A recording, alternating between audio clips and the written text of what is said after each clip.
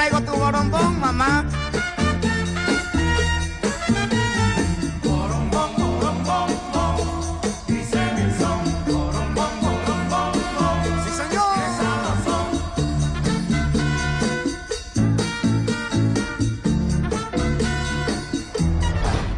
I'm from the Tibunas School. In this program today, I'm going to present you about the threats to the environment in North and South America. Environmental problems in North and South America are water pollution, land pollution, air pollution, and global warming. The problems we will divide it into 4 parts: the causes of the problems, effect of the problems, where the problem is, and the solution of the problems. First topic is land pollution. The climate change. Climate change affects the black more than the white because of low incomes and has many impacts. Due to climate change effect and low incomes, many blacks use fluorescent bulbs to reduce costs and save the world. Overheating.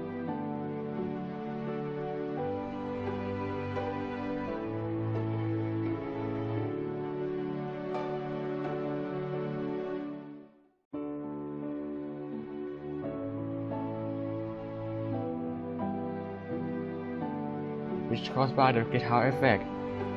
People in the cities die more than twice in the suburban areas due to heat wave and high temperature.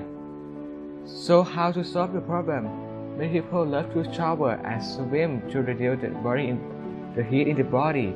Some of them may stay in the building to stay cool. Urban green space. As more skyscraper and industry find home in urban areas, less green space become available, especially for community of color. Although there have been recent challenges to land use, increasing open spaces in these communities can be beneficial in many ways, including providing more recreational opportunities, improving air and water quality, developing community gardens, and creating great scenic views of nature above. Is water pollution. These are 3 types of water pollution. For the first one is biological. It consists of infectious disease and oxygen demanding waste. The second one is chemical. It consists of nutrients, toxic inorganic materials, and the last one is persistent organic pollutants. The third one is physical. It consists of sediments, thermal pollution, and solid waste.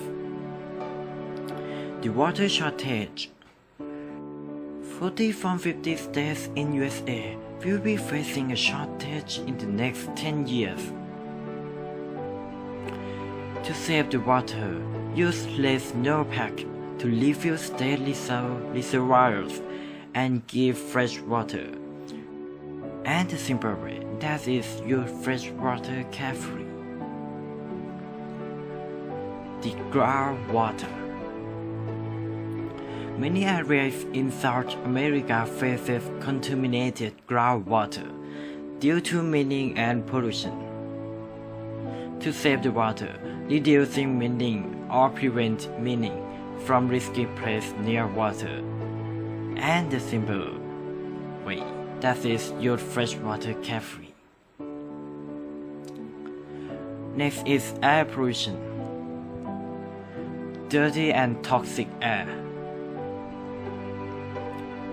Human pollution is emitted by photochemical reaction into air and create dust and toxic in the air. To have less carbon dioxide, you have to use less CFC. No illegal deforestation, prevent releasing CO2, and plant more trees. The last topic is acid rain.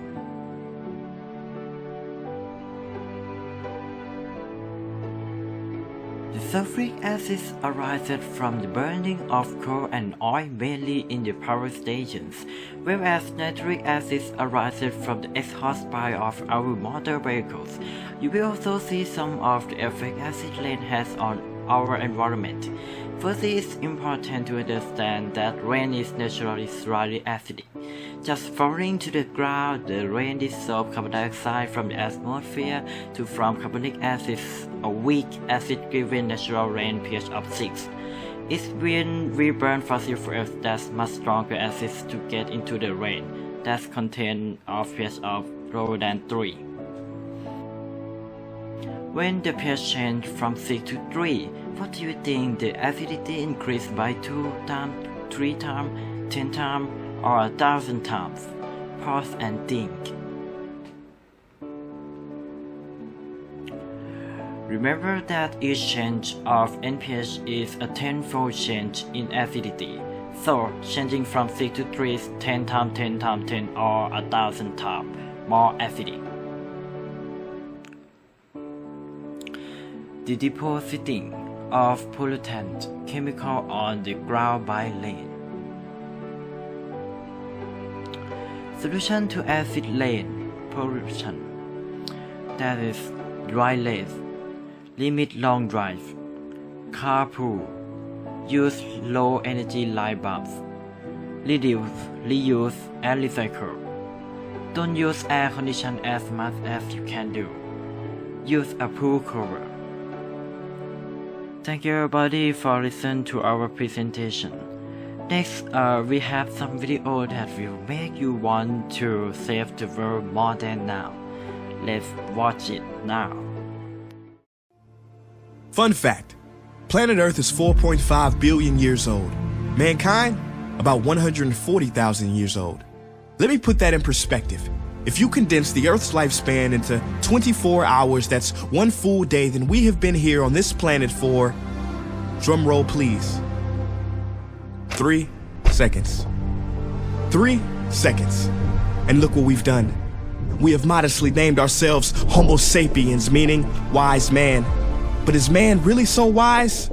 Smart, yes, and it's good to be smart, but not too smart for your own good.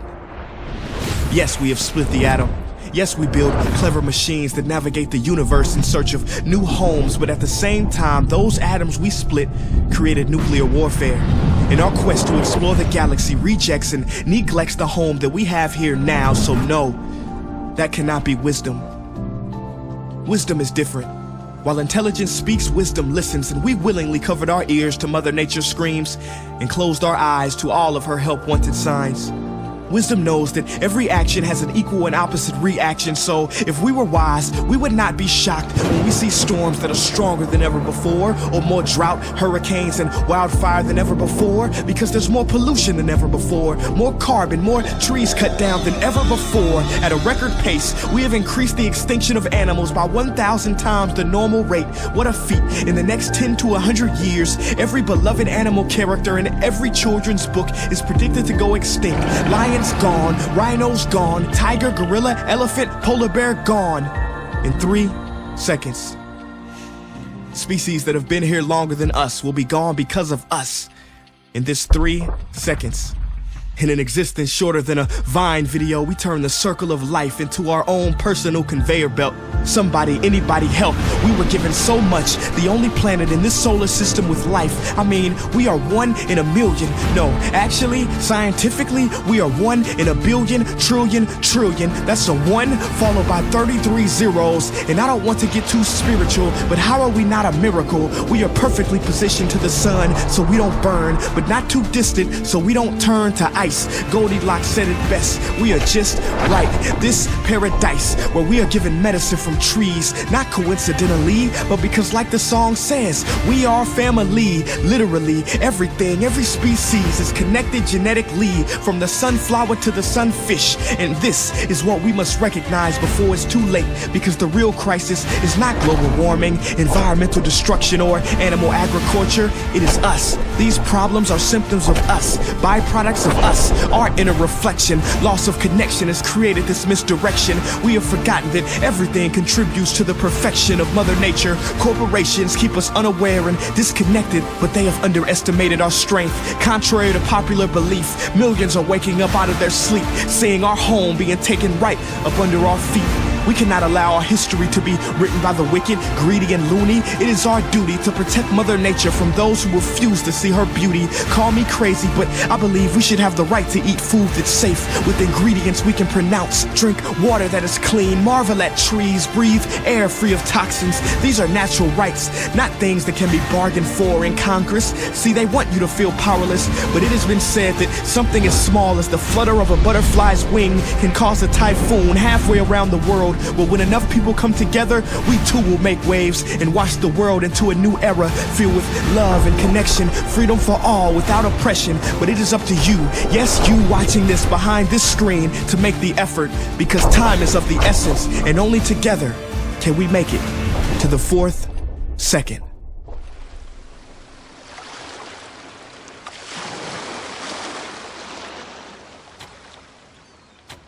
We can no longer rely on those who have polluted our air, water, and sea for a solution. There will be no Iron Man coming with a super technological fix to save the world. In fact, we cannot save the world, but we can recreate the world. We must do something about our trees. Trees are so important to this planet. Destroying them is causing more than 7 billion tons of greenhouse gas emissions each year. If we don't stop the destruction of the world's forests, we will not be able to solve climate change. Period. For the past year, I've been supporting Stand for Trees, a platform that puts the power of change back into the hands of the people. They allow you to take responsibility for your carbon footprint and directly protect the threatened forests, forest communities, and wildlife of the world. If millions of us support Stand for Trees right now, we could actually do something about climate change and environmental destruction. Only through the collective actions of us all will we have a future full of forests that are full of life, and a planet that is full of harmony. Please join me and go to standfortrees.org to save a forest and to save our future.